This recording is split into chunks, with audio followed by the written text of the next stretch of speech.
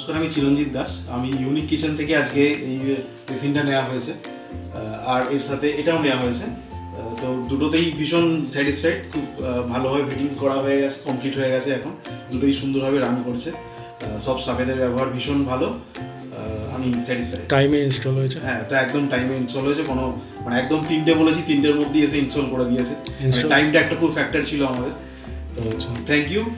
আর আপনার installation charge বা others কিছু এক্সট্রা চার্জ? আদার এক্সট্রা কোনো চার্জে পড়েনি, যা দেওয়া একদম যা বিল পুরোটাই বিলের মধ্যেই হয়েছে। এক্সট্রা আদার্স কিছু আদার্স কোনো এখনো মধ্যে লাগেনি।